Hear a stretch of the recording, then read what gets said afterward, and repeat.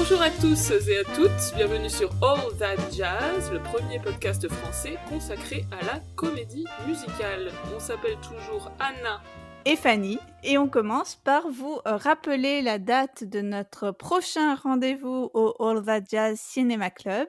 Il s'agira du dimanche 30 janvier à 17h à l'Archipel Cinéma, toujours. Et à cette occasion, nous présenterons et verrons ensemble le film New York, New York de Martin Scorsese, film de 77 avec Robert De Niro et bien sûr Liza Minnelli. On espère vous y voir nombreux et nombreuses. Tout à fait, et maintenant partons sur un sujet complètement différent. Il s'agit de Mel Brooks. Mel Brooks, grande figure de la comédie américaine, dont la carrière, et c'est pour ça qu'on va en parler aujourd'hui, est marquée par la comédie musicale. Il y a beaucoup de références dans plusieurs de ses films, et notamment deux comédies musicales importantes pour Broadway, donc on va vous parler de tout ça. Alors, selon la légende, et par légende j'entends selon Wikipédia, c'est après avoir vu une représentation de Anything Goes, la comédie musicale de Cole Porter à l'âge de 9 ans, que Mel Brooks a décidé qu'il avait envie de faire du show business. Alors moi j'ai lu, pour préparer cet épisode, son autobiographie All by Myself, My Remarkable Life in Show Business, qui est sortie il y a quelques mois en anglais, on espère que ça sera traduit en français. Et il y raconte que petit il aimait le cinéma, et en particulier les comédies musicales. Il cite les films de Astaire et Rogers, Shall We Dance, Swing Time et Top Hat, mais aussi des comédiennes comme Dick Powell, Ruby Killer, Betty Grable, Alice Faye, etc. Et il dit « Presque tous mes films ont un numéro musical en hommage à mon affection pour le grand cinéma musical de cette époque. » Donc on va voir ça justement dans cet épisode.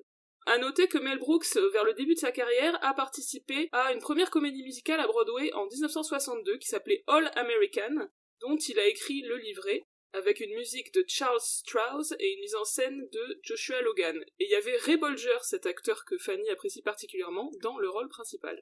Alors quelques mots sur le style Mel Brooks, donc on l'a dit, un cinéaste qui a essentiellement réalisé des comédies dans un humour généralement slapstick et loufoque, parfois avec des blagues un peu en dessous de la ceinture, on va y revenir.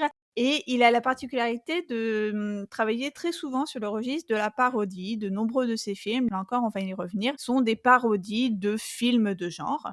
Et je voulais simplement dire un mot des liens entre Mel Brooks et un autre cinéaste dont on a déjà parlé, qui est Woody Allen. Donc, outre la judéité, bien sûr, qu'il partage, voilà, on peut voir vraiment dans ces deux réalisateurs une même veine de comique, donc comique marquée par l'humour juif, aussi marquée par des débuts à la télévision. C'est aussi un peu la même génération qui a été bercée dans son enfance par la comédie musicale.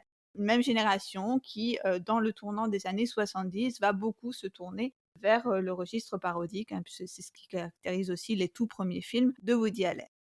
Alors, on va venir très vite dans le vif du sujet et vous parler donc de ces différentes comédies musicales écrites et réalisées par Mel Brooks. Mais on va commencer par vous parler des producteurs. Et en fait, les producteurs, une de ses œuvres les plus connues, à la base, c'est pas une comédie musicale, au sens où, pour les producteurs, on va avoir le même cheminement que ce qu'on avait pu observer pour Hairspray. C'est que les producteurs, c'est d'abord un film non musical, un film de 67, adapté en comédie musicale pour la scène en 2001, puis en film musical pour l'écran, donc en 2005. Donc on va retracer un petit peu avec vous ces différentes versions. Et donc tout d'abord, le film de 1967. Oui, alors il s'agit de son premier film, après son début de carrière à la télévision. Il voulait en faire une pièce à l'origine, mais on lui a conseillé de le monter plutôt au cinéma. Et donc il l'a écrit avec son assistante, dont il parle plusieurs fois dans son autobiographie, qui s'appelle Alpha Betty Olsen, et qui n'est pas créditée au générique, parce qu'évidemment, les femmes qui aident les hommes à écrire, voilà. Bref, comme tu le disais, les producteurs, c'est pas musical en soi, mais ça va parler de la création d'une comédie musicale, et donc ça va être une satire de l'univers de Broadway, d'ailleurs inspiré du vécu de Mel Brooks, puisque, en fait, il s'inspire d'un producteur en particulier, dont il a été l'assistant. De quoi ça parle, les producteurs? Eh bien, ça parle de Max Bialystock, qui est donc producteur de comédie musicale à Broadway et qui est connu pour enchaîner, en fait, les flops. Et Max va donc recevoir la visite surprise d'un expert comptable qui vient auditer ses comptes pour une raison qu'on ne nous Oui, c'est dit vrai. pas vraiment, mais bon voilà. Et par inadvertance, ce jeune expert comptable observe que, avec un jeu d'écriture, on peut facilement, faire plus d'argent si on produit une pièce qui ne marche pas, qui fait un flop, que si on produit une pièce qui fait un hit. Alors évidemment, quand Max entend ça, ça ne manque pas de susciter son intérêt et il va donc s'allier avec donc ce jeune, comptable qui répond au nom de Léo. Max va donc s'allier avec Léo qui, pour le coup, ne faisait qu'une remarque en passant, hein, c'était pas du tout dans un but, de fraude qu'il observait ça, mais ils vont décider ensemble de produire le pire show de l'histoire pour, gagner de l'argent. Donc, je sais pas si Anna, entre-temps, tu as éclairci le mystère de l'astuce comptable qui Alors, permettait de réaliser ça? Parce que quand on a vu le spectacle, parce qu'on a vu le spectacle, on y reviendra tout à l'heure, on a vu le spectacle sur scène, on est ressortis de la pièce en disant: «Zut, on n'a pas compris le truc qui allait nous faire, devenir riches si on plaçait, bien notre argent pour produire un flop». alors du coup, en regardant le film, j'ai pris des notes, parce qu'on sait jamais si on veut faire fortune, Fanny. Donc, le principe, c'est you raise more money than you really need.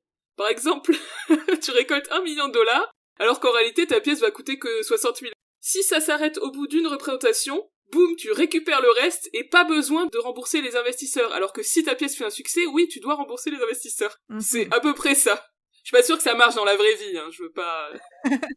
Voilà, après c'est l'histoire de, cette pièce qui, donc ils vont choisir de monter une pièce sur Hitler en engageant donc selon eux, les pires, réalisateurs, comédiens, chorégraphes et cetera. Mais malheureusement, le, spectacle va être une réussite.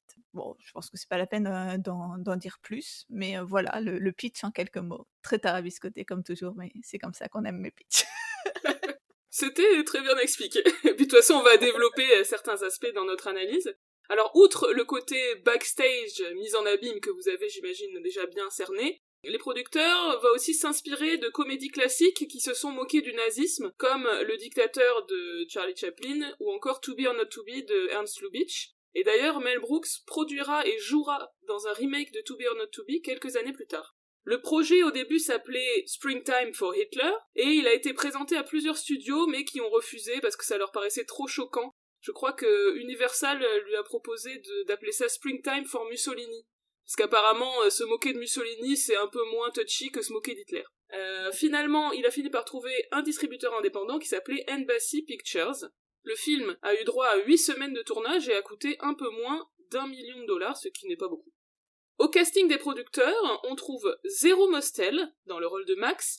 Alors, on a parlé de lui dans notre épisode sur Un violon sur le toit. Et il était aussi dans la comédie musicale de Sondheim, A Funny Thing Happened on the Way to the Forum, et il avait eu le Tony pour ces 2 œuvres. Et dans le rôle de Léo, on a Gene Wilder, qui était un acteur débutant à l'époque, et qui est connu pour avoir joué Willy Wonka dans le film sur Charlie et la chocolaterie de 1971. Oui, alors j'ai été, très surprise de voir Zero Mostel parce que j'avoue, j'ai oublié qu'il était, dans le film, mais bon, voilà, ça m'a fait plaisir de le découvrir parce qu'en fait, je connaissais son nom, mais je j'ai pas forcément son visage, en tête et j'ai trouvé que sa performance comme celle de Gene Wilder était, très, grimaçante, un peu hystérique, enfin, il se passe beaucoup de choses, il y a pas mal de courses-poursuites.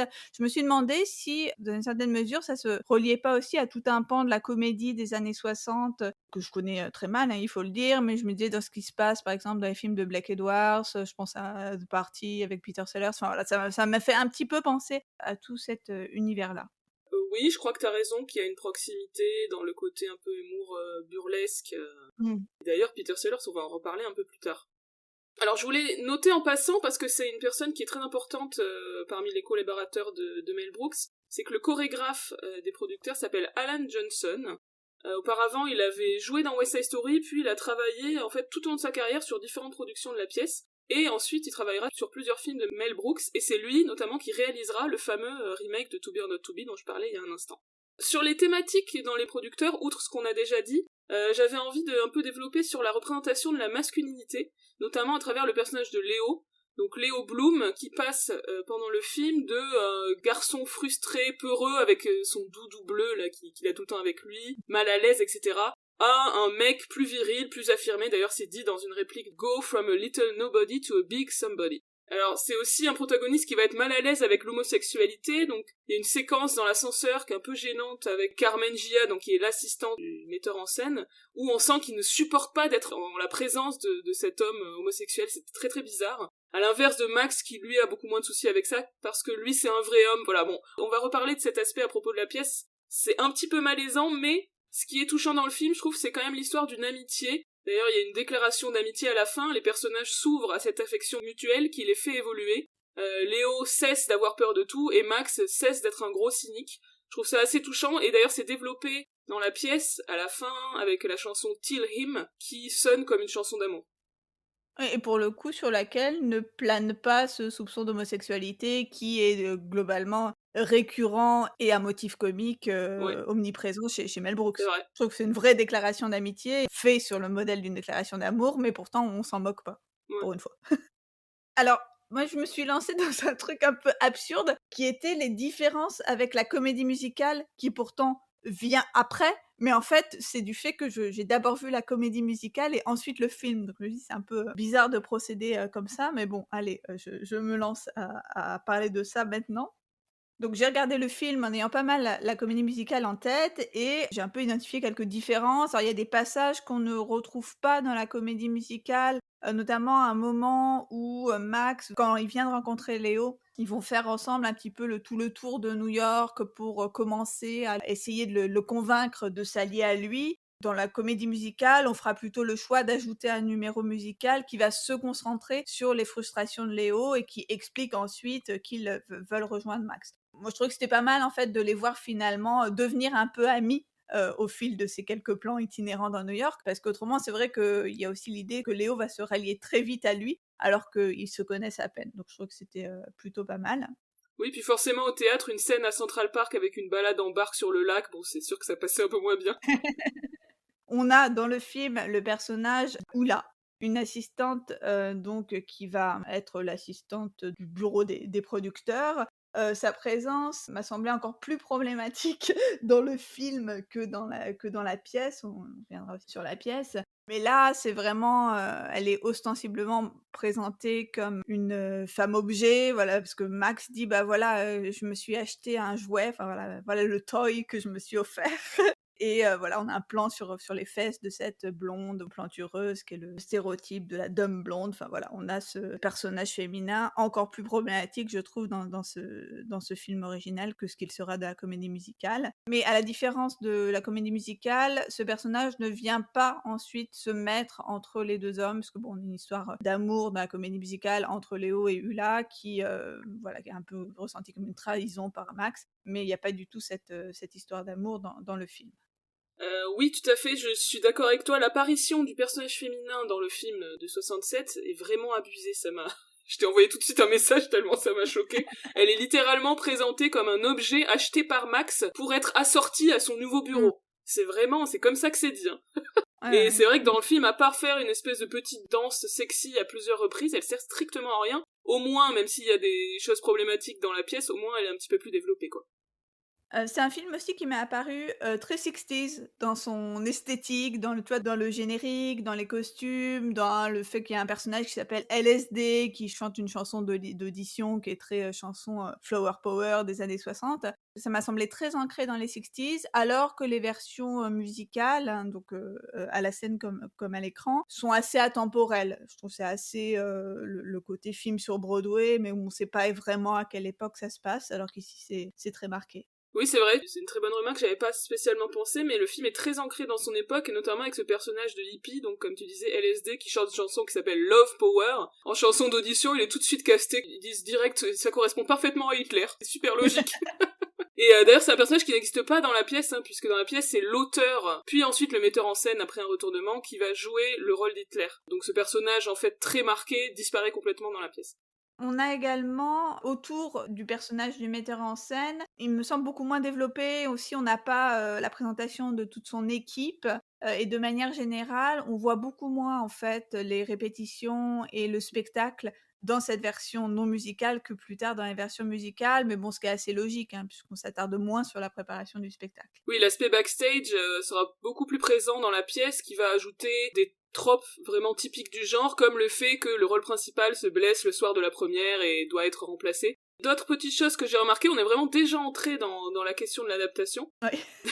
Dans la pièce, il y a l'ajout de la blague Heil myself, vous savez quand Hitler se salue lui-même, hein, donc il peut pas dire Heil Hitler puisque c'est lui, donc il dit Heil myself, dans le numéro Springtime for Hitler, et ça c'est une référence directe au film de Lubitsch dont je parlais tout à l'heure, To Be or Not To Be.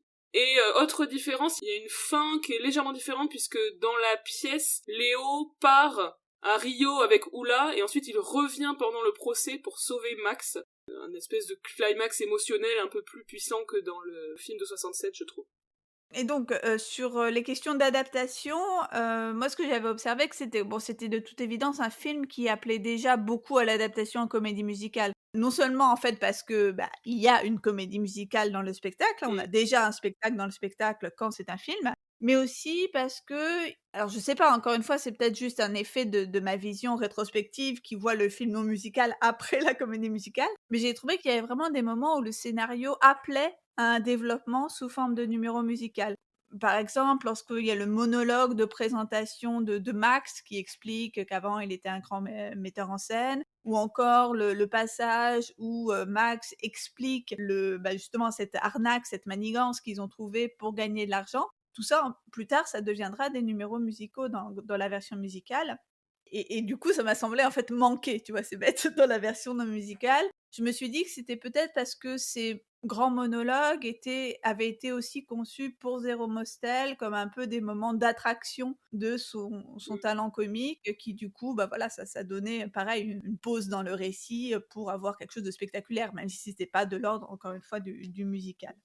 Je me suis aussi interrogée sur la façon dont on filmait la représentation, le spectacle dans le spectacle, donc la comédie musicale Springtime for Hitler dans le film Les Producteurs. Il m'a semblé que ce numéro était beaucoup moins mis en valeur dans le film non musical que dans le film musical, et aussi que dans la pièce musicale, au sens où dans le film de 67, je trouve qu'on voit pas beaucoup en fait ce numéro qui est censé pourtant être le big production number, puisque pour vous résumer visuellement à quoi ça ressemble, on a des girls des girls nazies qui paradent avec des bretzels, des saucisses sur la tête, voilà, des chopes de bière. Donc cette parade de girls est à peine filmée en fait dans la version film. On a de très rares plans larges, on a surtout en fait des contre-champs sur le public offusqué et sur Max et Léo qui se réjouissent en fait du flop qu'a l'air d'être le spectacle. Donc on insiste plus sur la réaction du public que sur le spectacle en lui-même. On insiste aussi plus sur la performance reçue comme comique du comédien qui joue Hitler que vraiment sur les numéros musicaux. Et d'ailleurs, si je pouvais juste rajouter, là on a quand même un déplacement de l'effet comique entre le film puis la comédie musicale, parce que comme tu l'as dit tout à l'heure Anna, dans le film c'est un hippie en fait qui joue Hitler, et donc l'effet comique vient du contraste entre le côté stone, peace and love de l'interprète et le personnage qu'il joue, à savoir donc Adolf Hitler.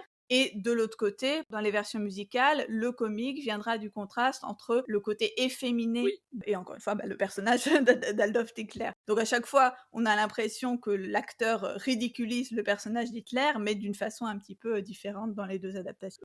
Oui, sur Springtime for Hitler, effectivement, dans la pièce et dans le film musical de 2005, il est beaucoup plus big, hein. C'est pas tout à fait le fameux 11 o'clock number, mais c'est pas loin, en tout cas, c'est vraiment un énorme production number. J'ai vérifié, il fait 8 minutes, donc c'est quand même long, quoi. Mais je trouve qu'il y a déjà une bonne base dans le film de 67, il y a déjà des choses qui ont pu être exploitées ensuite pour la pièce, notamment ce bref moment de parodie du style à la Busby Berkeley, avec les danseurs qui se mettent en formation croix gammée, filmée, vous savez, avec le plan zénithal au-dessus, là. Oui, plan qu'on trouve dans le film de 67 et qu'on trouve à l'identique, en fait, dans le film de 2005. Mais ce qui est intéressant, c'est qu'en plus d'être une parodie de Busby Berkeley, c'est aussi une référence à l'imagerie nazie elle-même, puisque, je pourrais vous mettre cette photo en référence, mais il y a des photos des jeunesses hitlériennes où on les voit défiler littéralement en formation de croix gammée. C'est intéressant que Mel Brooks s'emploie, on va dire, à ridiculiser cet aspect-là de l'imagerie nazie.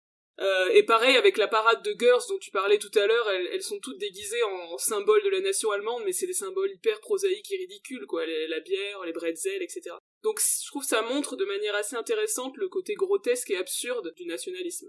Et est-ce que, là, je pars peut-être sur complètement autre chose et c'est peut-être des choses que je suis censée savoir, honte à moi, mais est-ce que, les nazis ne se sont pas aussi, totalement directement inspirés de l'esthétique spectaculaire des comédies musicales, du début des années 30? Eh ben c'est fort possible, Leni Riefenstahl, notamment dans Ouais. ses mises en scène spectaculaires et tout ça, des nazis, donc peut-être, c'est une bonne question, je ne sais pas. On va faire une recherche. La comédie musicale, cette bande de nazis. Voilà, on va tomber sur des trucs qui vont pas nous plaire. Et donc maintenant, pour parler de la réception de ce film de 67, elle a été relativement mitigée à sa sortie, avec certaines critiques notamment très dures dans la presse. Oui, apparemment, lors des premières projections, il y a eu des réactions vraiment offusquées, des gens qui ont quitté la salle en protestant voilà, que ça ne se faisait pas tout simplement de rire du nazisme. Dans son autobiographie, Mel Brooks il dit qu'il a reçu des lettres de personnes, et notamment de personnes juives, qui étaient indignées qu'il blague ainsi sur Hitler, et il explique qu'il leur a tous répondu, en leur disant que pour lui le meilleur moyen de lutter contre l'idéologie de Hitler, c'était justement de la ridiculiser. Et c'est intéressant parce que Mel Brooks, contrairement à l'image qu'il pourrait avoir d'un mec qui fait des blagues sur tout, etc., sans se poser de questions, en fait, souvent il se questionnait vraiment sur comment on pouvait rire de certains sujets difficiles sans attaquer les minorités concernées. Bon, il se questionne plus sur l'antisémitisme et sur le racisme que sur le sexisme et l'homophobie, hein, on va en parler, mais quand même je trouve ça intéressant. Et je conseille d'ailleurs à cet endroit une vidéo d'une créatrice qu'on aime beaucoup, qui s'appelle Lindsay Ellis, qui a fait une vidéo justement sur les producteurs, l'humour de Mel Brooks, la manière dont ça a été reçu, etc. On vous mettra le lien, c'est passionnant. Alors, le film, bien que reçu, on va dire de manière compliquée, a eu des défenseurs, dont le comédien Peter Sellers, qui a carrément payé une pub pour le film dans Variety, tellement il l'aimait. Et du coup, la réputation du film s'est fait un peu comme ça progressivement, et il est devenu ce qu'on appelle aux États-Unis un sleeper hit, c'est-à-dire un film auquel son distributeur ne croit pas vraiment au début, mais qui va se révéler un succès avec le temps. Et d'ailleurs, après tout ça, Mel Brooks, il a reçu l'Oscar du meilleur scénario original en 1968. Il y a eu aussi une nomination pour Gene Wilder en second rôle, ce que je trouve un peu bizarre parce que c'est quand même un personnage principal, mais bon, des fois les tactiques aux Oscars sont un peu absurdes. Et donc, on en a déjà parlé, mais si vous avez bien suivi, j'espère que c'était pas trop confus cette première partie. Ce film non musical a fait l'objet d'une adaptation en comédie musicale sur scène à Broadway en 2001, adaptation de Mel Brooks lui-même, ainsi que de Thomas Meehan. Alors Thomas Meehan, c'était l'auteur du livret de Annie, et le co-scénariste de 2 films de Mel Brooks. Et ensuite, après les producteurs, il a notamment écrit 2 livrets d'adaptation de films de John Waters, dont on a parlé dans le podcast d'ailleurs, Hairspray et Cry Baby. Donc on sent là aussi une parenté assez forte, même dans une forme d'humour Oui. un peu subversif. Les paroles et la musique ont été écrites par Mel Brooks et arrangées par Glenn Kelly et Doug Besterman. Alors, j'ai lu qu'à l'origine, le producteur voulait engager Jerry Herman, qui est un très grand compositeur de comédie musicale, qui a notamment écrit Hello Dolly ou encore La Cage aux Folles. Mais Jerry Herman a refusé et il a dit à Mel Brooks tu es totalement capable d'écrire des chansons comiques, puisque Mel Brooks l'avait déjà fait dans plusieurs de ses films, on va y revenir plus tard, et qu'il en avait déjà écrit 2 dans le film original, qui sont Springtime for Hitler bien sûr, et Prisoner of Love, qui sont d'ailleurs réutilisés dans la pièce. La mise en scène de cette comédie musicale de 2001 ainsi que la chorégraphie sont assurées par Susan Stroman, qui avait fait sa première mise en scène à Broadway l'année d'avant avec un revival de The Music Man.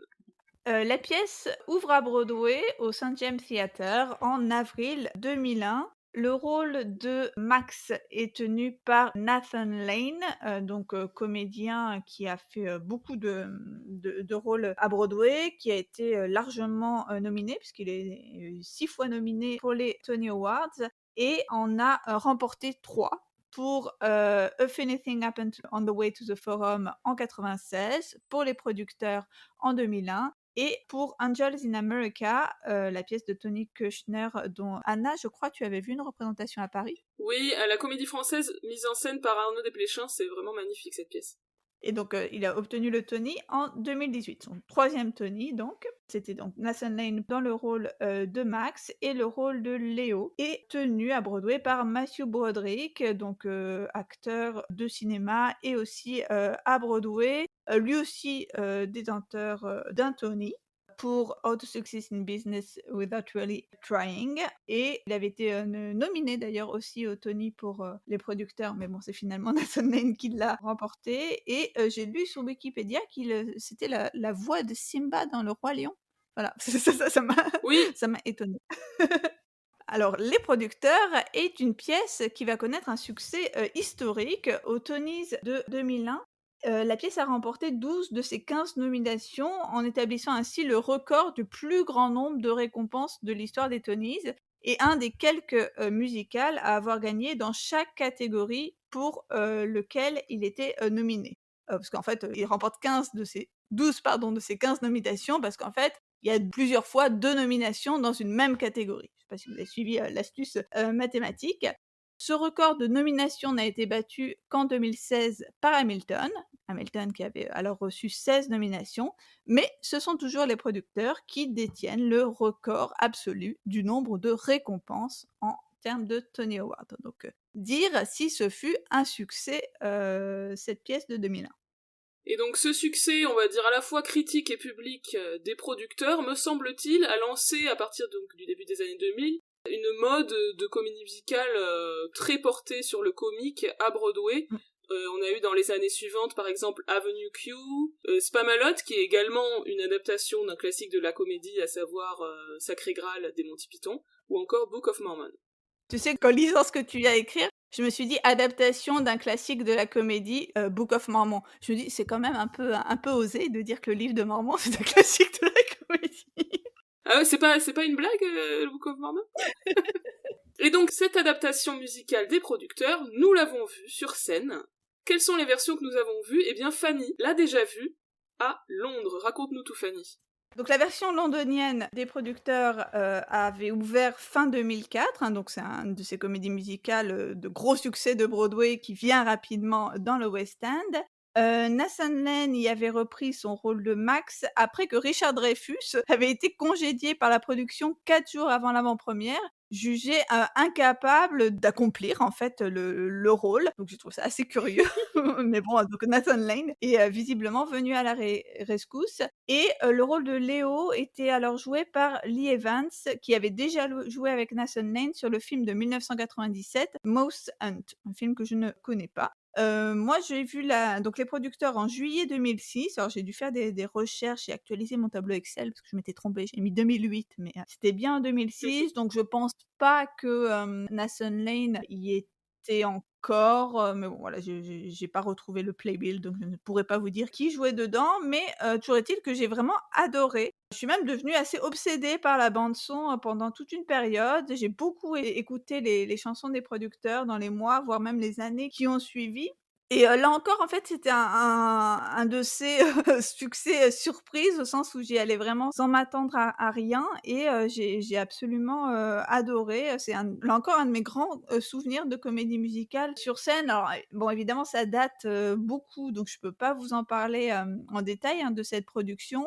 Mais je me souviens des quelques numéros qui m'ont déjà à l'époque marquée, sur scène, notamment la chanson, King of Broadway là, quand Max raconte, toute sa vie. Le numéro Unhappy avec, les comptables qui se mettent à danser, à dire que leur vie est absolument monotone et horrible. Et aussi la chanson Along Came Bialy où on a des vieilles dames en déambulateur qui, chantent leur, amour pour Max Bialystock. Enfin voilà, il y a vraiment quelques images, tu vois, qui m'ont marquée à l'époque et que j'ai vraiment, reconnues presque lorsque on a revu la pièce, récemment donc à Paris. Et oui, puisque la version dont on peut vous parler le plus précisément, puisqu'on l'a vue très récemment, c'est celle du Théâtre de Paris, qui se joue en ce moment, vous pouvez aller le voir. Donc c'est une production de Stage Entertainment, qui est, comme vous le savez sûrement, la grosse boîte de production de comédie musicale en France, notamment au Théâtre Mogador.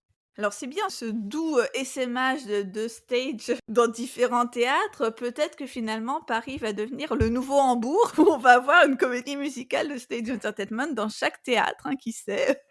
Mais c'est bien, comme ça on pourra avoir des grosses productions et tout. C'est ça.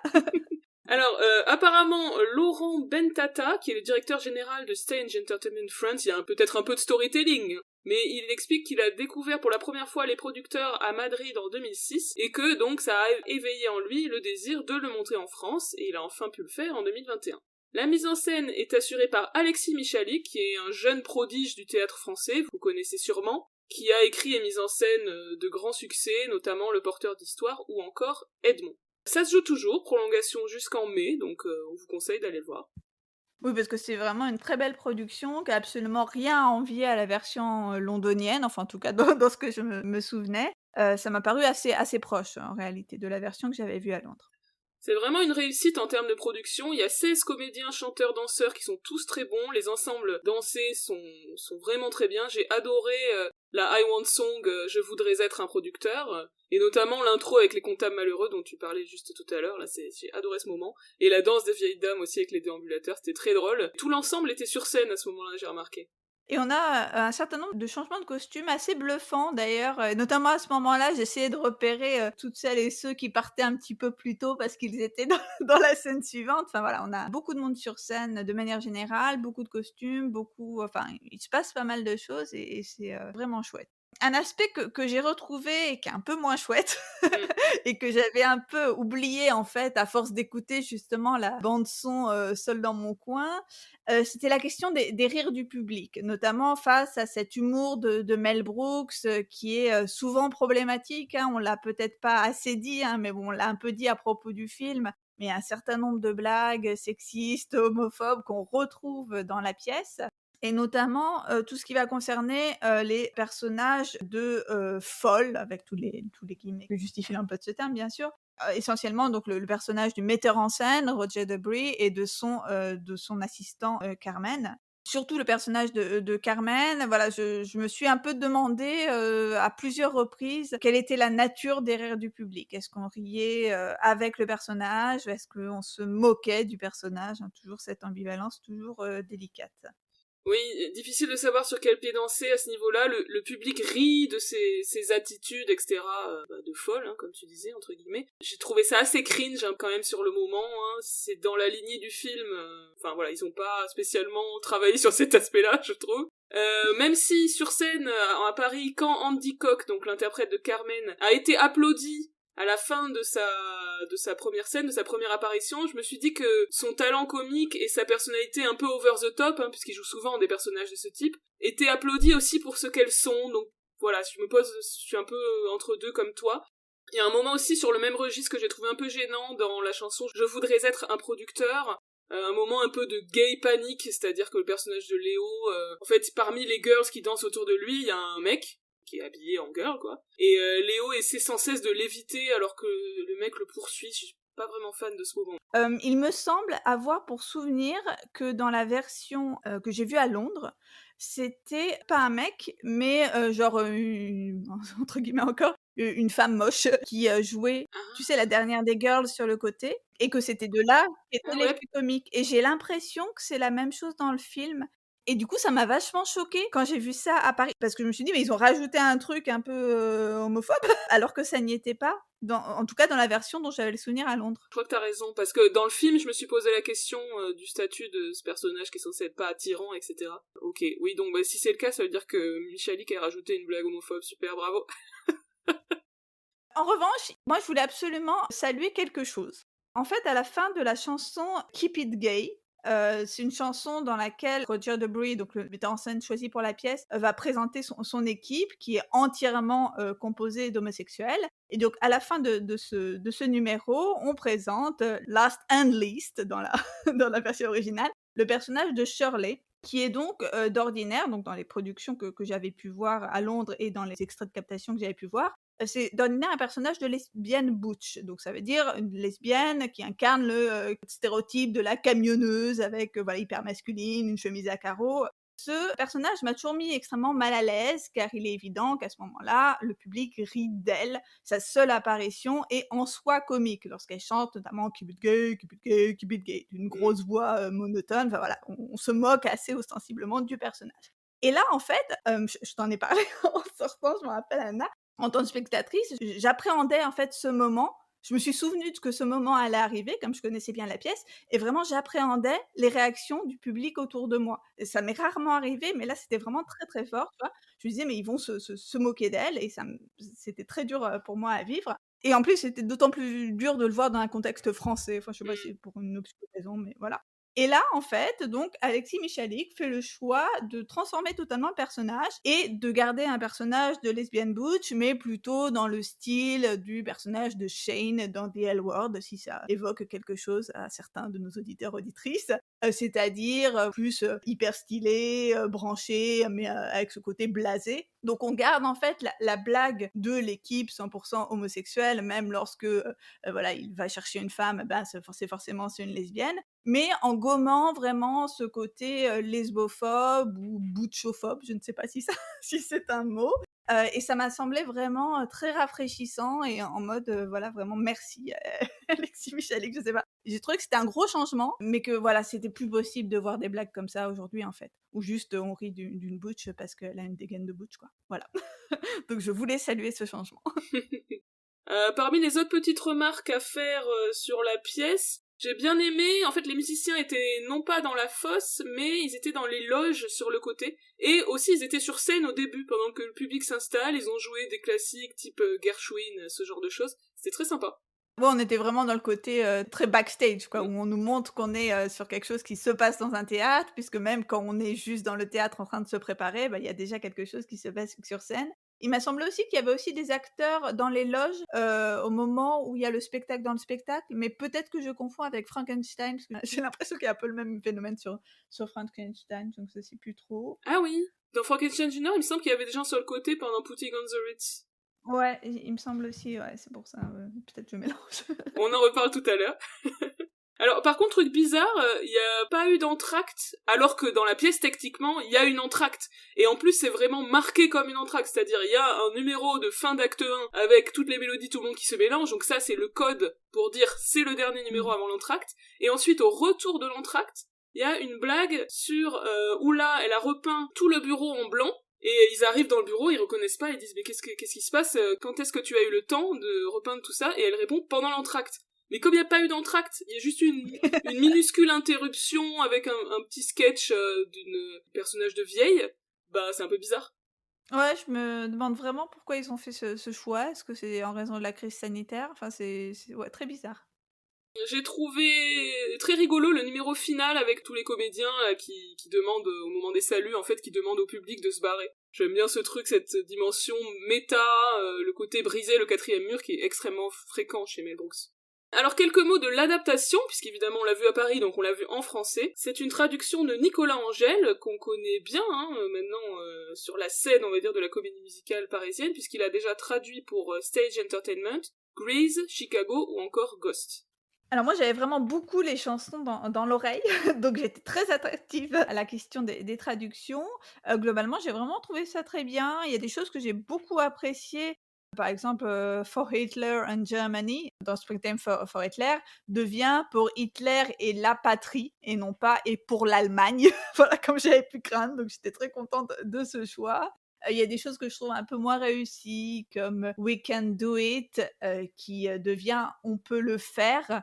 Je trouve que ça, voilà, c'est une sonorité vraiment pas très heureuse. C'est un peu comme la rime en hub que j'avais conspuée à propos de Spamalot. Mais bon, je sais que c'est très compliqué l'exercice de traduction et personnellement, j'ai rien à proposer. Donc voilà, mais c'était mes petites remarques de traduction. En termes d'adaptation, j'ai aussi remarqué un certain phénomène d'effacement de la judéité du personnage de Max. Phénomène d'ailleurs qu'on avait déjà observé à propos de Spamalot, de la version française de Spamalot. Mais dans cet effacement de la judéité, on a, je trouve, quelques choix paradoxaux. Par exemple, dans la chanson King of Broadway, à un moment donné, Max évoque un de ses aïeuls qui parlait en yiddish sur son lit de mort. Et donc là, il ne parle plus en yiddish, il parle en russe. Ce changement. Mais en revanche, on garde la blague de « Ah, ben ils ont bien aimé Springtime for Hitler », alors qu'il y avait plein de juifs dans la salle. ce qui a, on va dire, plus de sens dans le contexte new-yorkais, voilà, Oui. d'un public du théâtre, où on suppose qu'il y a une forte population juive. Je trouve que ça a un petit peu moins de sens, face à un public de théâtre parisien, mais bon, voilà, c'est toujours, compliqué, c'est une question d'adaptation, qu'on a des œuvres vraiment très culturellement, marquées, hein. Bah, typiquement, hein, dans un comique juif new-yorkais, je me rappelle pas ce qui était dit à Londres, mais il y avait je pense qu'il y avait un peu aussi le même problème d'adaptation de la version londonienne. Dans le même genre, même si ça n'a rien à voir avec les questions de judéité, la question d'à quel point il faut transposer pour que le public comprenne les blagues se pose par exemple sur l'aspect, on va dire, référence culturelle à l'univers du théâtre. Alors que la pièce évidemment se déroule à Broadway, la chanson de Max c'est le roi de Broadway, Max dit quand même qu'il a gagné des Molières, au lieu de dire des Tony Awards. Je trouve que ça fait pas trop sens. Mais en même temps, je comprends l'idée d'adapter la référence pour un public qui n'est pas connaisseur de Broadway et qui sait pas forcément ce que c'est les Tony Awards. Il y avait la même idée d'ailleurs, ça m'a fait penser à ça, dans aussi une référence à Spamalot, dans la traduction de la chanson de la diva. L'allusion aux Grammy et aux Tony est remplacée dans la version française par les victoires et les Molières. Donc voilà, ça pose toujours question sur à quel point il faut transposer, mais en tout cas c'est le choix qui est fait régulièrement, on va dire. Ouais, moi je trouve que c'est un peu bizarre. Ça fait vraiment truc franco-français, enfin je sais pas, je suis contre. Voilà, si on me demande mon avis. Ça, tu pourrais dire des prix, Ouais, des ouais, c'est récompenses. ça. Sortons du théâtre un instant, revenons au cinéma. Avec le film de 2005, donc les producteurs, réalisé par Susan Stroman, qui était la metteuse en scène de la version sur Broadway. Film qui a été un échec à sa sortie, tant au niveau des entrées que des retours critiques. Alors, on a Nathan Lane et Matthew Broderick qui reprennent leur rôle, tout comme Roger Barth qui jouait le rôle de Carmen Gia sur scène, et aussi Gary Beach en Roger Debris. Donc, on a plusieurs des interprètes originaux de Broadway qui sont dans ce film. On a quand même quelques stars de cinéma, on va dire, en plus.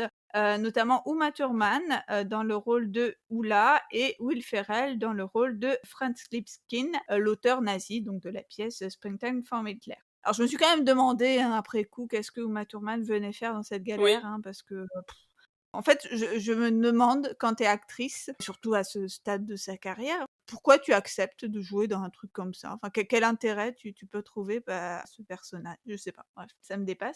Je suis d'accord. Globalement, bon, c'est un film qui est assez et sans doute trop, on va y revenir, hein, fidèle à la pièce. J'en avais vraiment un très, très mauvais souvenir. J'ai souvenir d'avoir vu en salle et j'ai le souvenir d'un truc très douloureux, enfin vraiment un truc horrible, enfin une réaction, voilà, un truc, à la Mamma Mia comme j'avais vu la première fois, enfin un truc que j'avais beaucoup détesté. Et finalement, en le revoyant là pour préparer l'émission, bon, ça a plein de défauts, hein, évidemment, c'est assez mauvais en tant que film, mais bon, j'étais un peu en mode sans opinion. Bon, pourquoi pas, tu vois, c'était à peu près regardable. J'ai noté quelques remarques en vrac. Je me suis dit que Uma Thurman ne chantait vraiment pas très bien. Mais j'imaginais que c'était voulu, enfin que ça avait un sorte d'effet comique, ou peut-être elle avait envie de chanter et on lui a dit bah ok, chante, vas-y, tu chantes pas très bien, mais c'est pas grave, ce sera drôle. Enfin, j'ai pas trop compris. J'ai repéré un certain nombre de blagues bien lourdingues, qui n'étaient pas dans le film pour le coup, mais qui devaient être dans la pièce, notamment la standing ovation qu'ils lui font lorsqu'elle danse, à savoir le fait qu'ils aient une érection lorsque Oula danse, voilà, des choses très très fins comme on aime. Et par contre, j'avais loupé l'allusion au numéro Born in a Trunk de A Star is Born, lorsque Hitler vient s'asseoir devant la scène, enfin le personnage Hitler, hein, devant le rideau rouge tiré et qui commence un long monologue introspectif. Il m'a semblé assez clair que dans l'imagerie de ce plan-là filmé un peu en contre-plongée sur cet interprète donc qui vient s'asseoir sur la scène, qu'on était dans une référence assez directe à ce numéro d'une Star is Born, mais peut-être que je me trompe. Oui, t'as raison, moi, j'avais pas fait attention, mais quand tu me l'as dit, j'ai fait ah oui, carrément, ça ressemble beaucoup, ouais. Ouais, ça m'avait pas marqué la première fois, mais voilà.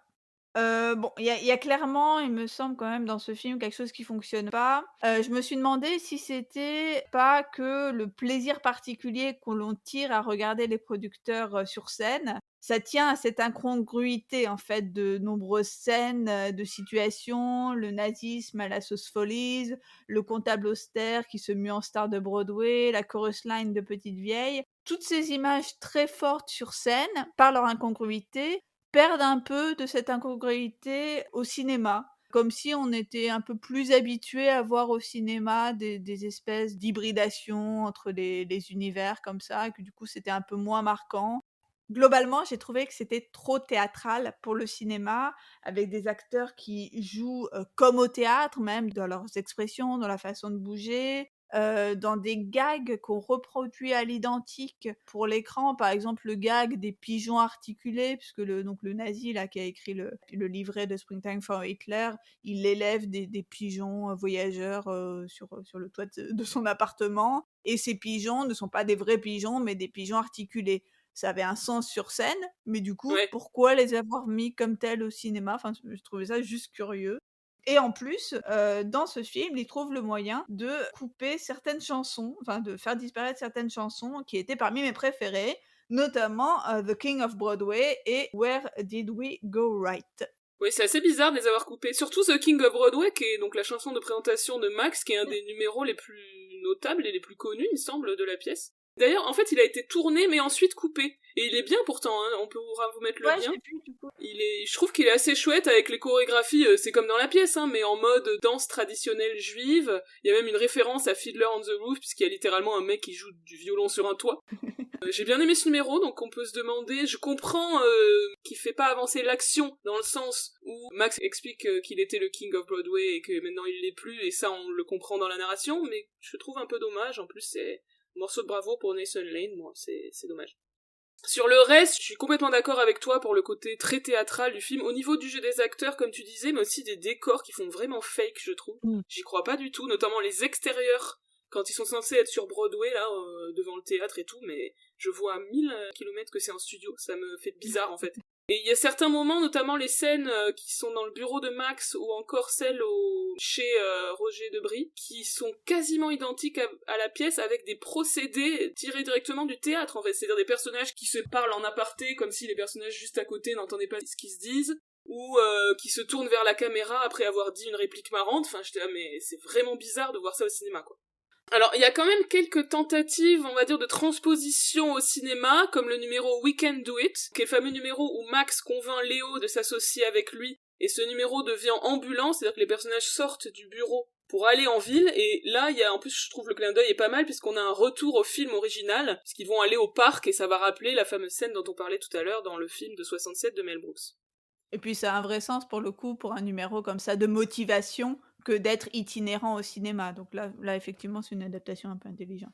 J'ai bien aimé également donc la chanson I Wanna Be a Producer, où le décor du bureau des comptables devient un décor de théâtre. On a les casiers qui s'ouvrent et qui se déplacent pour former un escalier, comme un escalier de Follies, quoi. Puis des danseuses qui sortent de partout. Ensuite, le numéro bascule sur un espace théâtral un peu abstrait à la Busby Berkeley. Là, je suis un peu moins convaincue, mais j'ai trouvé quand même pas mal dans l'ensemble.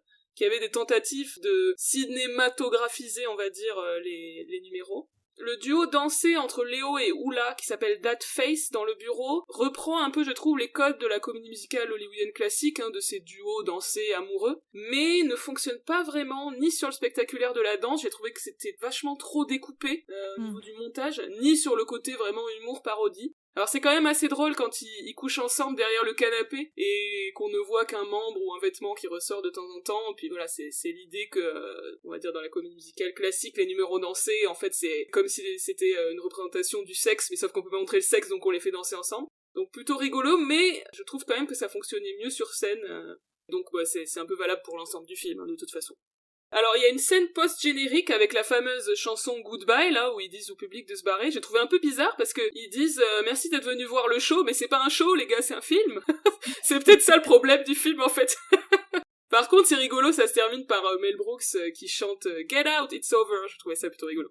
De manière générale, on peut aussi s'interroger sur la question de la représentation des nazis sur scène ou au cinéma. Enfin, on va dire l'implication différente que ça a en termes de réception.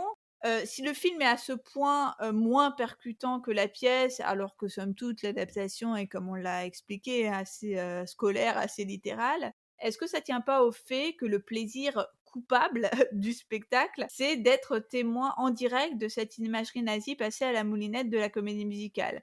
Moi, personnellement, j'ai ressenti quelque chose, enfin, j'ai trouvé qu'il y avait quelque chose de très fort de voir une croix gammée portée sur scène, enfin voilà, sur la scène du théâtre lorsqu'on y était à Paris. Bah voilà, on avait vraiment quelqu'un, un acteur, donc qui portait une croix gammée devant nous. Alors que voilà, au cinéma, on est peut-être plus habitué à cette reprise hein, de l'imagerie nazie, hein, parce qu'on a vu ça dans beaucoup évidemment de films historiques.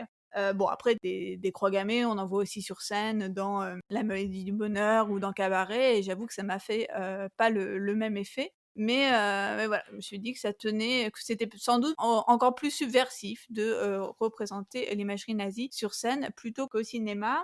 Et à propos de Paris spécifiquement, je me suis aussi demandé si c'était pas encore plus fort de représenter sur scène des croix gammées à Paris, donc à Paris, une ville qui a été occupée par les Allemands, alors que Londres et New York, le West End et Broadway ont été bien sûr plus éloignés géographiquement des conflits. Je me suis aussi demandé si l'échec du film, alors que la pièce a été, à ce point un succès, ça conduisait pas aussi à s'interroger sur la réception différente de, ces problématiques de, rire du nazisme ou de parodier le nazisme, reçu différemment par le public du théâtre et celui du cinéma. Mais j'ai pas trop de réponses à apporter là-dessus, c'est plutôt des interrogations. C'est possible, ouais. J'ai écouté le Masque et la Plume il y a quelques semaines, il parlait des producteurs. D'accord. Et donc il avait vu, il y en a un qui n'a pas aimé, mais pour des bonnes raisons, c'est-à-dire il supportait pas l'humour homophobe, etc. Et les autres avaient beaucoup aimé, mais insistaient beaucoup sur le côté subversif, montrer des croix gammées, etc. Alors que c'est vrai que c'est pas quelque chose qu'on se dirait à propos d'un film. Ouais. Soit, oh là là, ils ont montré des croix gammées, soit, oh là là, ils ont ri du nazisme. C'est beaucoup plus installé peut-être au cinéma qu'au théâtre.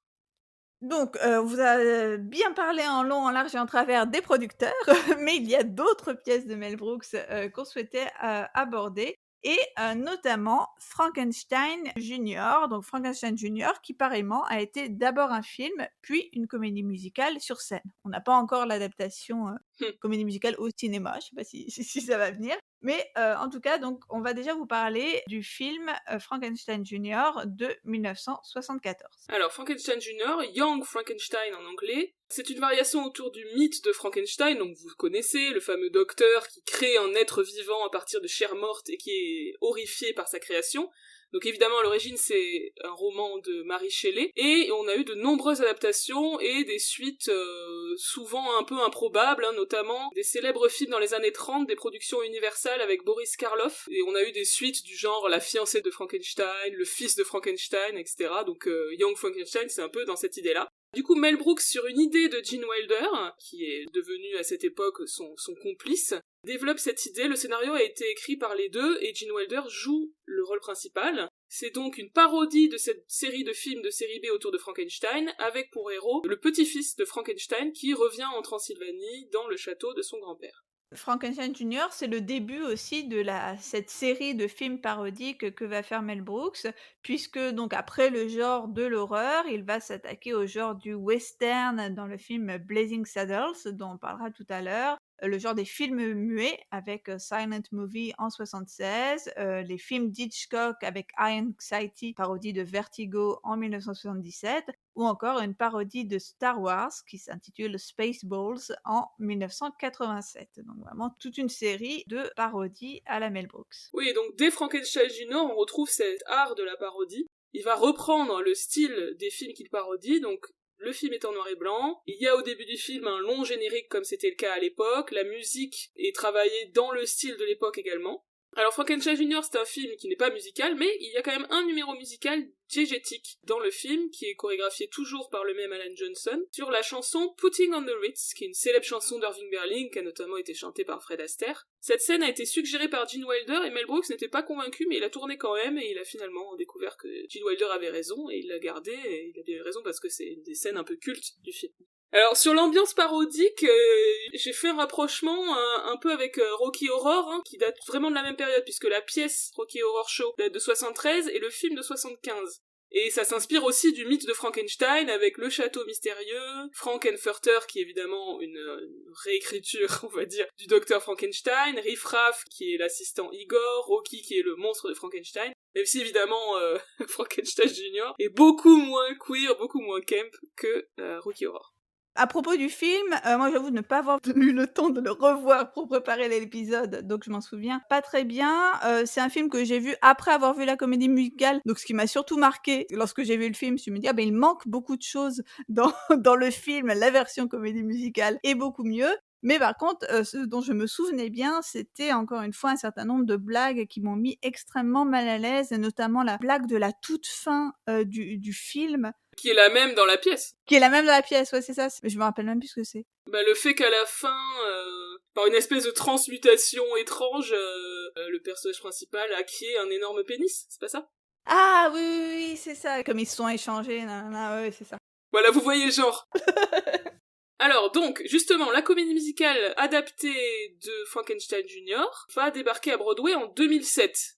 On imagine évidemment que, suite au succès des producteurs se sont précipités pour proposer à Mel Brooks d'adapter une autre de ses œuvres. Mel Brooks est toujours aux manettes de cette production, avec Thomas Meehan pour le livret, et avec une mise en scène et des chorégraphies toujours de Susan Stroman. Donc on retrouve vraiment la même équipe.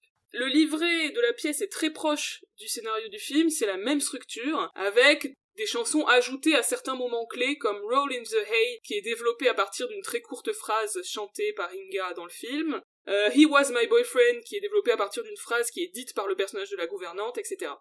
Oui, je trouve qu'on a vraiment le même phénomène que sur les producteurs, hein, où on voit assez clairement les moments où on pouvait développer en fait assez facilement en numéro musical.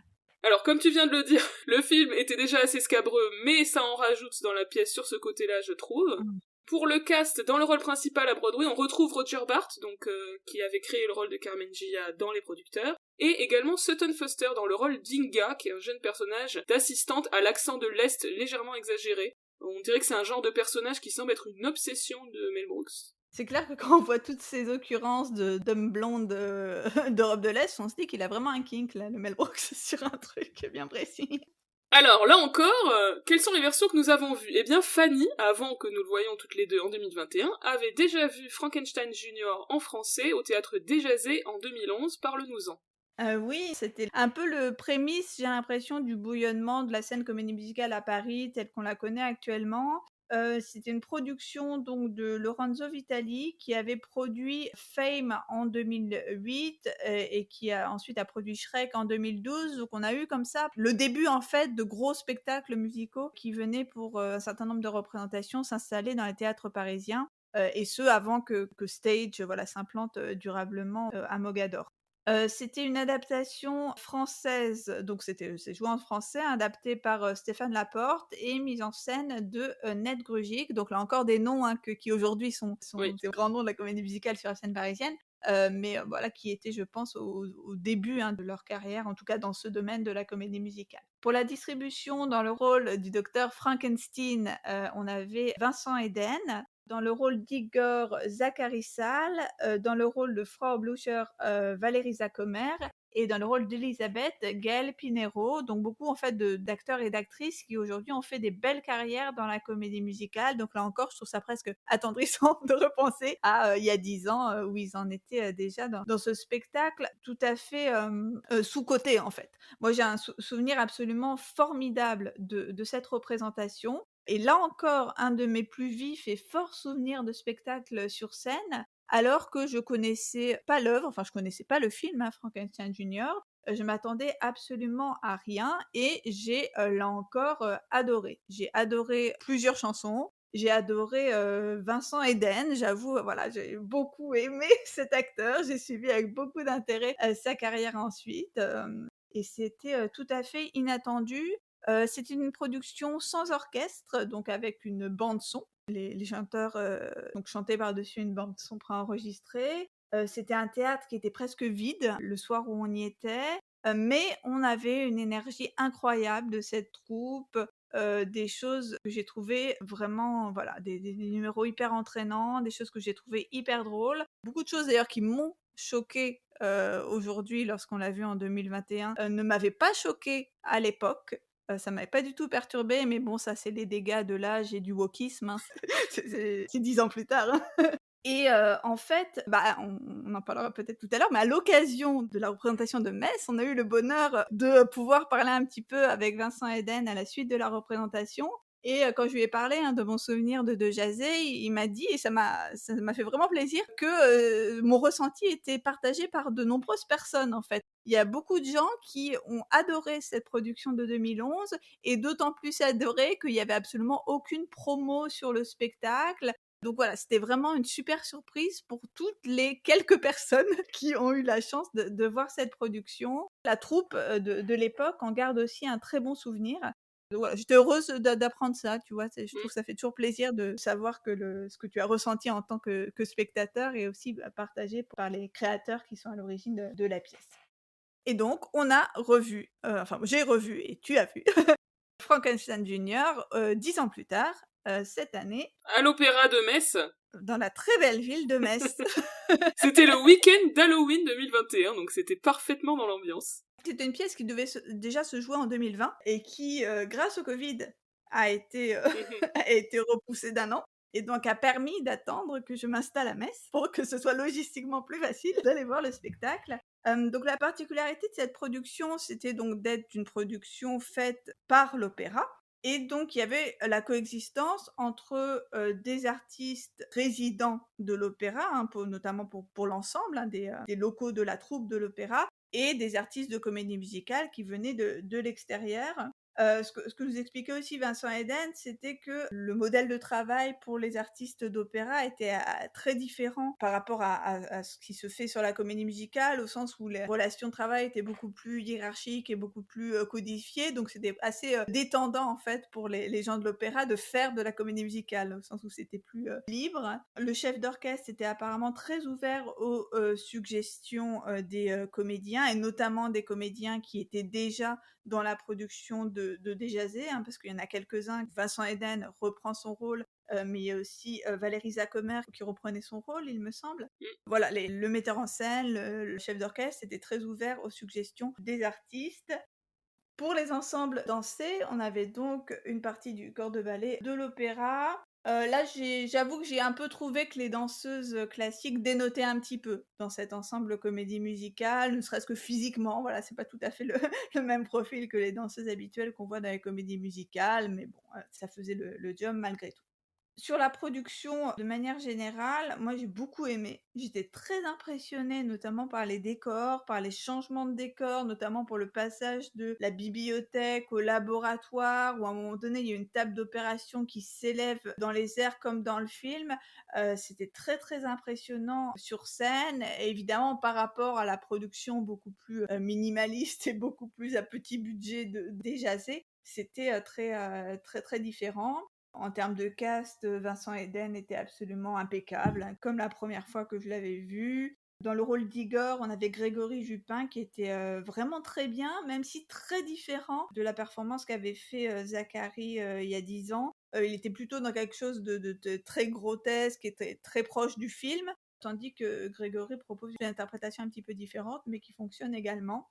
Pour l'interprète de la fiancée donc de Frankenstein, donc Elisabeth, on a la soprano d'opéra Léonie Renaud, avec des chansons qui du coup ont été transposées à l'octave pour mettre en valeur son registre lyrique, parce que voilà, c'est pas du tout adapté en fait à cette tessiture, donc la chanson a été modifiée pour elle. Le rôle, on l'a appris aussi ça en discutant un peu avec Vincent Eden, que le rôle d'Elisabeth est d'habitude évolue à une star. On a vraiment ce rôle qui au début est tout petit, mais qui à la fin prend un peu d'ampleur, et c'est vrai que ça prend sens aussi quand c'est quelqu'un de très connu, que le public aime avoir arrivé. C'est vrai que quand c'est une interprète moins connue, c'est un peu plus bizarre, mais bon, elle était malgré tout, j'ai trouvé très bien.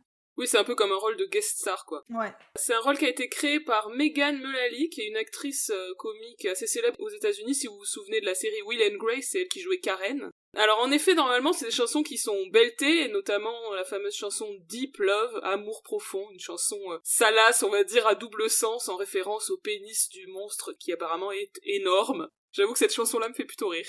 Parmi les numéros que j'ai particulièrement aimés, je voulais citer la chanson des ancêtres, avec une sonorité juive très marquée, où les ancêtres de Frankenstein l'exhortent de revenir à la... Je sais pas comment comment ça peut s'appeler, la construction de monstres ou les expériences en laboratoire. Oui, ils lui disent « Join the family business ». Parce qu'apparemment, la spécialité de la famille Frankenstein, c'est ça, c'est de faire des monstres à partir de chair humaine. Donc, en français, c'était « Entre dans le business ». C'est vrai que j'ai beaucoup aimé ce numéro aussi. Une scène de cauchemar du héros, voilà. Ça m'a fait penser au numéro Tevye's Dream, dans Un violon sur le toit, où c'est le même principe, hein, les ancêtres de Tevye viennent lui donner des ordres. Il y a une ambiance, évidemment, juive du numéro, qui fait qu'aussi, il y a ce rapprochement avec Fiddler on the Roof. Ça fait aussi penser un peu à Spooky Mormon Helldream dans Book of Mormon, qui est dans le même esprit, mais avec des mormons à la place des juifs, quoi. J'aime beaucoup la chanson Le cerveau est enfin réuni pour la première fois. Des chansons qui m'avaient déjà énormément marqué en fait lors de la première production et qui sont vraiment hyper chouettes. Enfin, petit aparté, moi je pense que j'aime beaucoup. Encore une fois, on reviendra sur le côté problématique de toutes les histoires que je ne supporte pas, enfin les blagues que je ne supporte pas, mais toutes les chansons, que ce soit dans les producteurs comme dans Frankenstein, je les trouve vraiment très bien et je pense que c'est lié au fait que moi, ce qui me plaît avant tout dans la comédie musicale, c'est les chansons comiques. Hein. Je pense qu'on peut établir ça de I Can Cook Too au cerveau. C'est ce registre qui me plaît le plus dans la comédie musicale. En revanche, toutes les chansons chantées par les personnages féminins sont à la fois très inintéressants et très problématiques. Donc c'est aussi ce qui est très frustrant dans Mel Brooks, c'est que toutes les chansons sont super, mais qu'on peut même pas s'éclater à les chanter parce que c'est que des chansons pour des hommes. Oui, alors par rapport au producteur, Frankenstein Jr. a le mérite d'avoir plus de personnages féminins dans des registres relativement variés, mais ils sont quand même pas très bien servis, hein. Leur présence ne sert quasiment qu'à faire des blagues sur le cul, c'est un peu pénible au bout d'un moment. Dans la chanson Please Don't Touch Me, Stop on touche pas en français, donc la chanson de la fiancée, Listen to Your Heart, la chanson d'Inga, la chanson He Was My Boyfriend, c'était mon boyfriend en français, chantée par la gouvernante qui était aussi l'ex-maîtresse du grand-père Frankenstein, est vraiment cringy. Et ça m'a mis mal à l'aise puisqu'elle décrit en fait toute une succession d'abus et de violences qu'elle subissait de la part du docteur Frankenstein et on est censé rire, ça m'a trop gêné.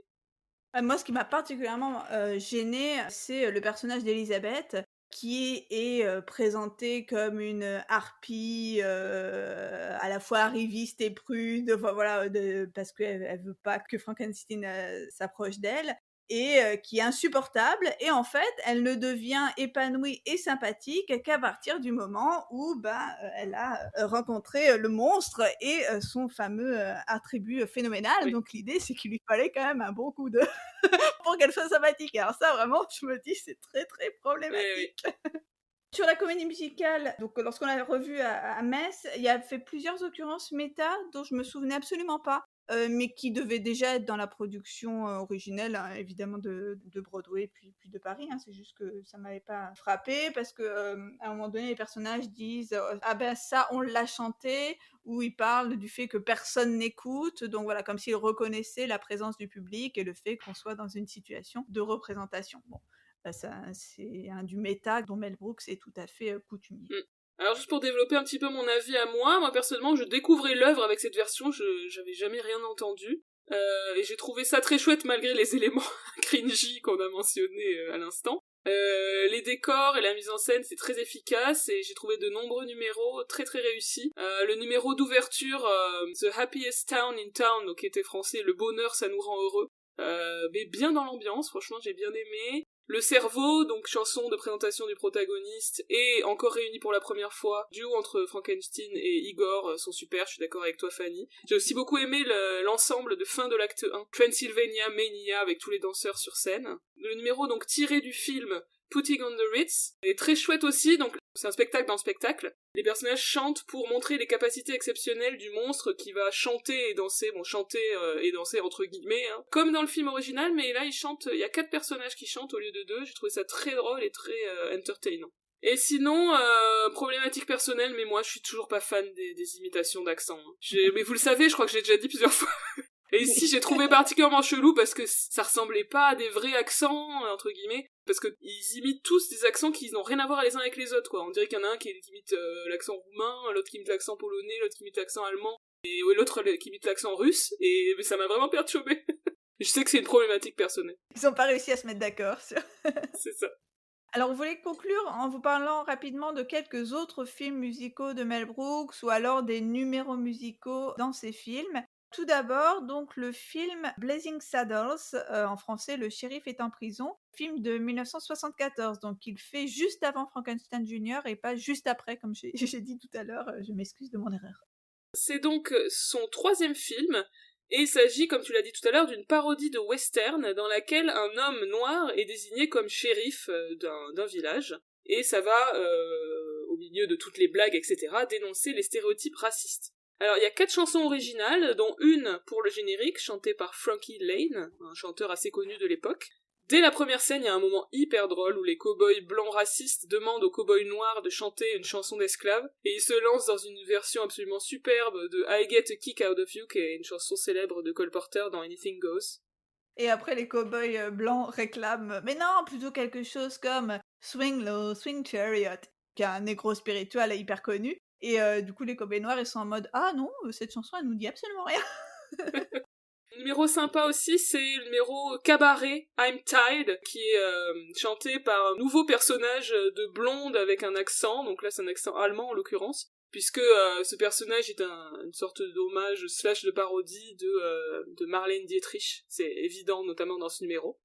Il y a plein de choses très amusantes, des petites gags références comme une musique extra-diégétique qui apparaît à un moment qui est en fait la mélodie de Springtime for Hitler. Ah ouais, j'avais remarqué aussi, je me suis dit, c'est la mélodie qui symbolise l'Allemagne pour Mel Brooks, puisqu'en fait, cette mélodie, elle intervient justement au moment où on introduit le personnage de chanteuse qui ressemble à Marlène Dietrich. C'est vrai.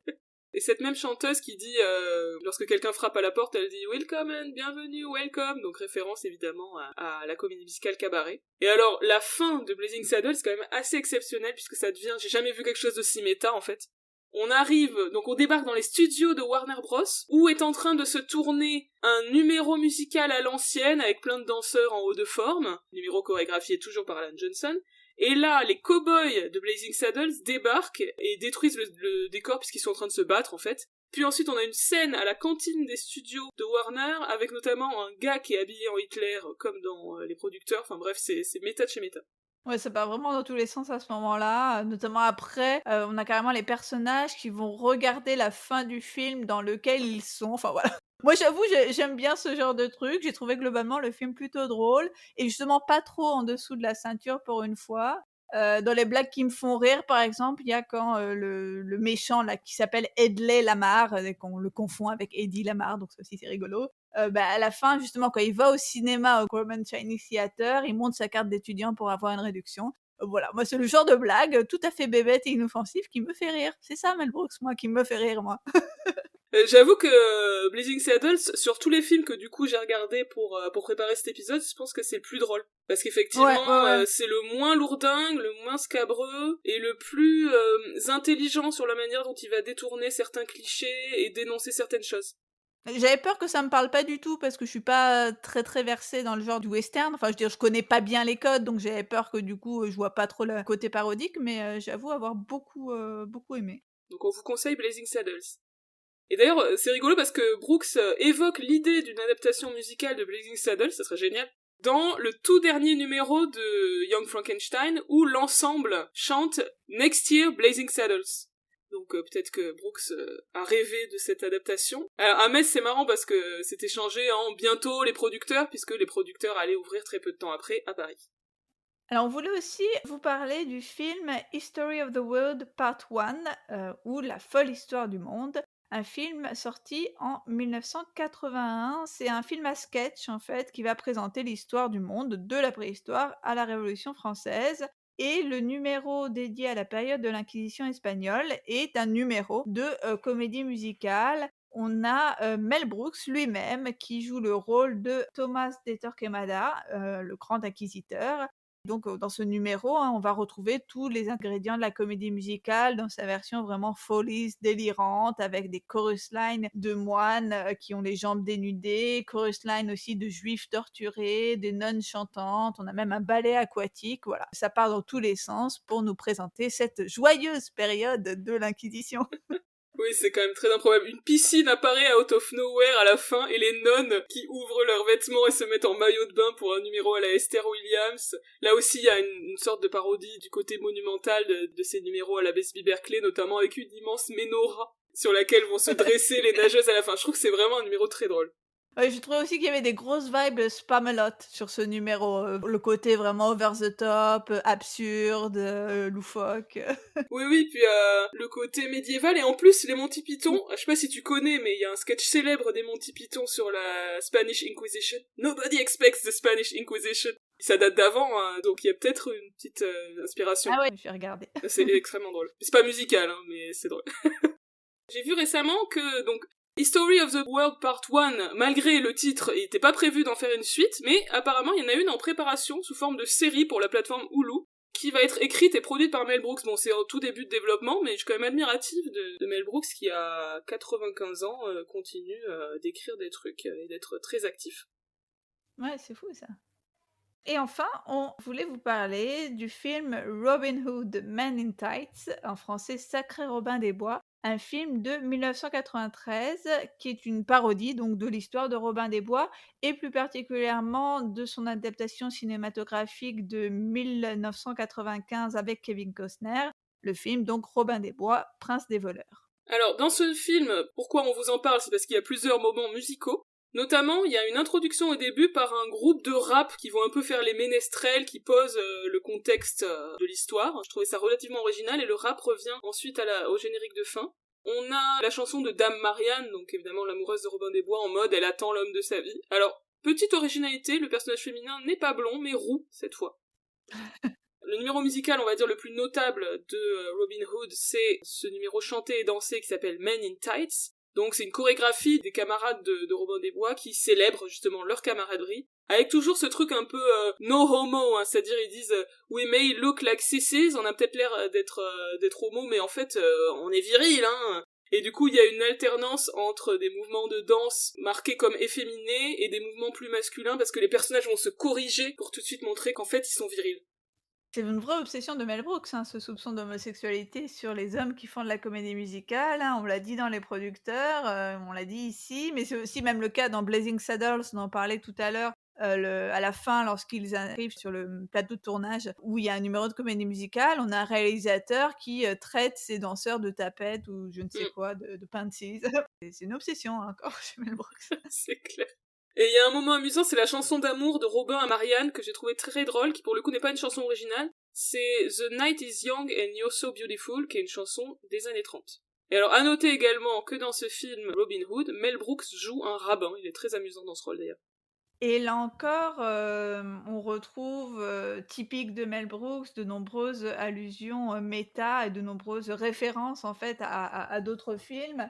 Par exemple, lorsque Robin des Bois dit: «Je suis Robin des Bois, le vrai, et contrairement à mon prédécesseur, je ne danse pas avec les loups». C'est une allusion bien sûr à Kevin Costner dans, Danse avec les loups, qui était sorti en 1990. On a aussi une brève parodie du film Le Parrain, lorsque le prince Jean invite Don Giovanni Ah oui. pour comploter contre Robin des Bois. On a aussi un moment où les personnages sortent le script du film dans lequel ils sont pour constater que Robin des Bois a bien droit à un deuxième flèche dans le concours de tir à l'arc. Ou enfin, à la fin, lorsque Robin nomme Hatchou comme nouveau shérif, tout le monde est surpris parce que Hatchou est noir. Et Hatchou réplique, bah, ça a bien marché dans Blazing Saddles. Donc on est encore toujours dans le méta et l'intertextualité, toute Mel Brooksienne. Eh bien, on arrive à la fin de ce passage en revue de la carrière de Mel Brooks sous le prisme de tout ce qu'il a fait en rapport avec la comédie musicale. On espère que ça vous a plu. On vous rappelle, comme on l'a dit au début de l'épisode, que la prochaine séance de notre All That Jazz Cinema Club aura lieu le 30 janvier à 17h au Cinéma L'Archipel à Paris pour New York de Martin Scorsese. Et vous pouvez d'ailleurs, si vous le voulez, en préparation de la séance ou alors après la séance, réécouter notre épisode qu'on avait consacré à ce film il y a déjà, je dirais, au moins 3 ans. Puisque cette fois-ci, on n'a pas eu besoin d'enregistrer un nouvel épisode. Vous pouvez l'écouter dès maintenant. On a bien joué. Eh bien, merci pour votre écoute et à très bientôt pour un nouvel épisode de All That Jazz. À bientôt. Salut tout le monde.